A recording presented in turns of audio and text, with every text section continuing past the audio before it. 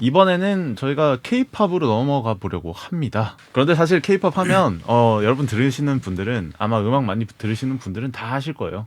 얘네들 또 이 앨범 얘기를 하려고 K-팝 세션을 준비를 했구나. 무슨 작품이냐면 뭐 다 아시겠지만 엠믹스의 FE304 Forward입니다. 3부작을 마무리하는 앨범이죠. 네, 뭐 명반이죠. 근데 이건 진짜 저희가 소개하는 게 미안할 정도로 이번 엠믹스라는 팀을 넘어서 2020년대에 뭔가 길이 남을 앨범이 나왔다. 진짜 이 앨범 너무 좋게 들었어요. 이 앨범은 평론가들도 처음 앨범 나오자마자 이게 뭐지? 이런 반응이었고 계속 들을수록 사실 이런 게 K-팝은 호들갑이 좀 있습니다. K-팝은 호들갑 떨어야 되는 장르기도 해요. 그리고 음악 평론? 솔직히 저는 호들갑 좀 필요하다고 생각합니다. 물론 그래서 저희 욕도 많이 먹었지만 하지만 엠믹스의 FE304 Forward 이 앨범이 만약에 이 이상의 호평을 못 받는다면 이건 뭔가 문제가 있는 거예요. 정말 기발하고 K-팝에서 이런 시도를 했다는 것 자체만으로 굉장히 훌륭합니다.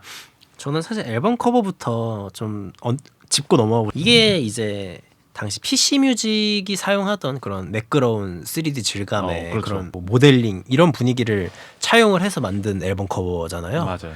저는 그런 의미에서 이 엠믹스 프로덕션 팀이 추구하고 있는 감성 자체가 사실 하이퍼팝 뭐 이런 장르 음악들은 태생적으로 서브컬처가 될 수밖에 없어요. 맞아요. 하지만 K-팝은 누구보다 서브컬처가 아닌 매스 미디어에 노출이 되고 완전 대중적인 상업적인 팝이죠. 네, 상업성이 제일 중요한 장르인데 이런 앨범 커버를 썼다는 것 자체가 저는 이분들이 통속적인 뭔가 주류 음악과는 다르게 갈 거다. 난 달라. 난 차별점을 줄 거야라고 명확하게 그 포부를 그 미래지향적인 믹스팝이라는 K-팝을 할 거야라는 포부가 들리는 대목이었어요. 믹스팝 이야기 처음 들었을 때 오오나 탱크 같은 노래 나왔을 때 처음에는 믹스팝 그냥 짬뽕인데 그래서 다 하는 건데 사실 네, 따지고 사실 보면 그리고 K-팝에서 장르 안 섞는 음악이 대체 어딨냐 이런 얘기를 했던 적도 있었고 실제로 엠믹스가 그래서 커리어에 굴곡이 좀 있었습니다. 네, 솔직하게 얘기해야죠. FE304 시리즈 전까지는 중구난방이었어요. 맞아요.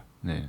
그런데 어쨌든 FE304 시리즈부터 뭔가 발동이 걸렸구나. 그리고 그걸 알았던 게 브레이크 앨범이었다. 맞습니다. 이 커리어를 요약을 하자면은 FE304의 브레이크 앨범에서 잠깐 멈춰서 그룹이 나아갈 방향성을 재고하고 좀 갈피를 잡는 과정이었다면 이번 포워드는 거기서 얻은 자신감을 토대로 마음껏 도약을 펼친 앨범이다. 저는 이렇게 뭔가 정리를 하고 싶더라고요. 하이호스 노래로 시작을 하는데 이 노래 참 트립팝이잖아요. 이 매시브 어택한테나 듣던 걸 이렇게 하다니. 야 씨, 저는 진짜 너무 놀랐습니다. 이 노래 가사에 이런 가사가 있습니다. 갈 수 있는 가장 끝까지 간다. 이 앨범이 그래서 막 사랑 얘기 이런 것도 아니에요. 그냥 우리는 이런 거 할 거니까 뭐라고 하든 상관없어. 할 거야. 그런 굉장히 진취적이고 저돌적인 메시지로 중무장을 하고 있고 그리고 뭐 프로덕션 같은 경우도 뭐 노우 바움미 타이틀과 더불어서 사실 많은 분들이 명곡으로 꼽고 있는 빠삐용 이런 맞습니다. 노래들 들어보면 정말 이 앨범 대단하다라는 생각이 듭니다. 그때는 엠믹스라는 그룹 자체가 좀 방황할 시절이었다고 생각을 하는데 그때 제가 그런 말을 남긴 적이 있었고 패러다임을 바꾸려고 하는 야망가가 겪는 방황의 궤적은 굉장히 길고 고통스러울 수 있다. 먼 훗날 멀리서 바라볼 때 그 궤적들은 아름다운 화폭이 될 수 있을 것이다. 이런 얘기를 했었는데 이대로 망하면 어떡하지? 저는 엠믹스라는 팀을 그때도 사실 2점을 주면서 더 마음이 아팠던 이유가 너무 좋아하는 그런 컨셉트를 가져왔다는 것 자체만으로 저는 굉장히 자신감 있는 그룹이다.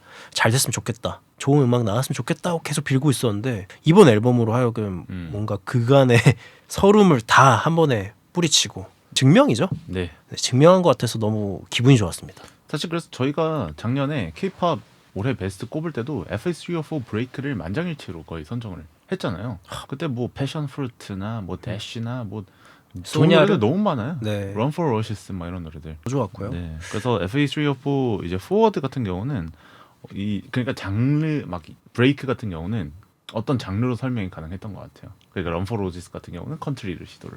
대쉬 같은 경우는 어떻게 보면 전 좀 그게 베이스러너 같다는 생각을 했거든요. 네.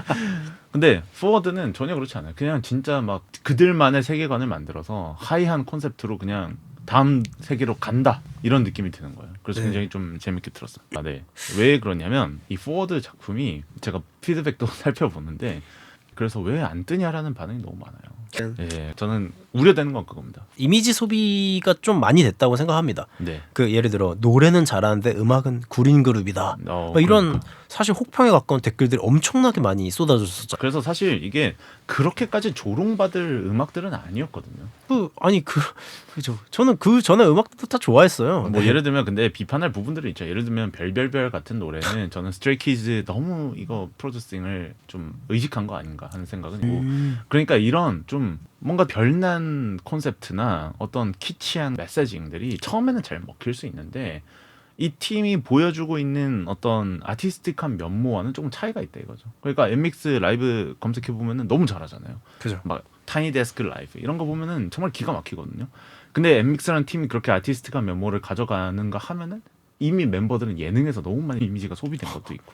그러니까 음악은 당연히 명반이라는 거 깔고 가는 거고. 근데 이 앨범이 매력적임에도 불구하고 많은 분들에게 선뜻 손이 가지 않는다면 그건 이제 팀의 어떤 기획 방향을 좀 재점검할 필요가 있다. 사실 저희야 뭐 이제 이런 음반 나오고 하면은 좋고 막 주변에 칭찬하고 다니지만 사실 K-팝에는 가장 중요한 게 아까도 말했듯이 상업성이잖아요. 결국엔 팔려야 되고 사람들이 원하는 그런 결과물을 보여줘야 되기는 한데 아무래도 그 이번 앨범 자체가 조금 늦게 나온 케이스긴 하죠. 네. 뭐 그런 굴곡들이 있었기 때문에 아무래도 네, 조금은 그런 부분에서는 아쉬움이 남을 수밖에 없다. 이 앨범이 더 잘 알려지지 않는 것에 대한 아쉬움이. 그렇죠. 네. 네. 그러니까 많은 분들이 레드벨벳의 퍼펙트 벨벳 앨범을 이 앨범과 좀 유사한 사례로 말씀을 하시는데 레드벨벳은 아이스크림 케이크가 정말 일찍 나왔어요.